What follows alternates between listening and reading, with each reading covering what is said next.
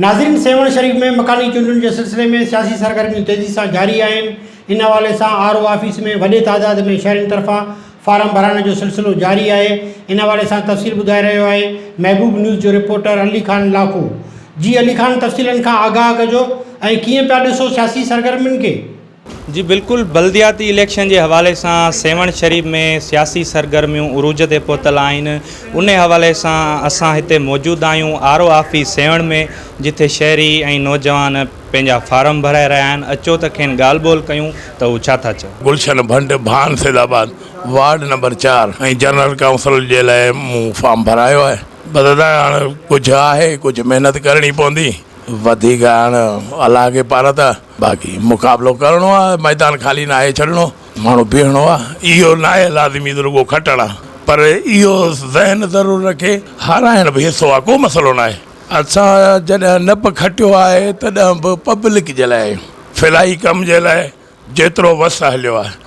बाक़ी जेको प्रोग्राम हूंदो गवर्नमेंट जे हिसाब सां, अदा जेको सनाथुला कम आहिनि बिल्कुलु माण्हुनि जे लाइ कंदासीं। हीअ बलदियाती इलेक्शन आहे बाबा, बलदियाती में तव्हांखे बहितर माण्हू लॻे, कंहिं बि पार्टी जो हुजे, को मसइलो न आहे। तव्हां उन कम सां सेंसर हुजे, तव्हां बिल्कुलु कयो, तव्हांजो राइट आहे, हक़ आहे। मां पाण पीपल्स पार्टी सां तालुक खां थो हुकुम वॾा थियो आहे, फार्म तव्हां वठो। असां फार्म वरितो आहे। कहिड़े वार्ड ते वरितो? Ward number 4 भानसेदाबाद।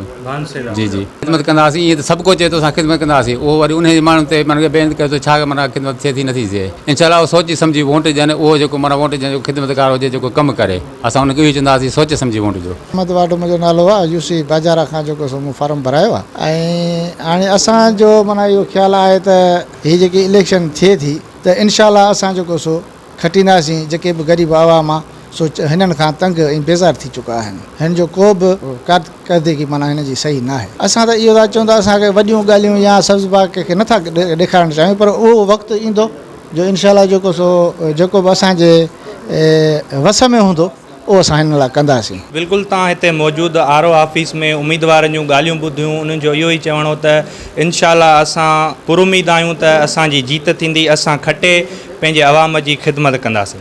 कैमरामैन टीम सां गॾु अली खान लाखो, MNN TV, सेवण शरीफ।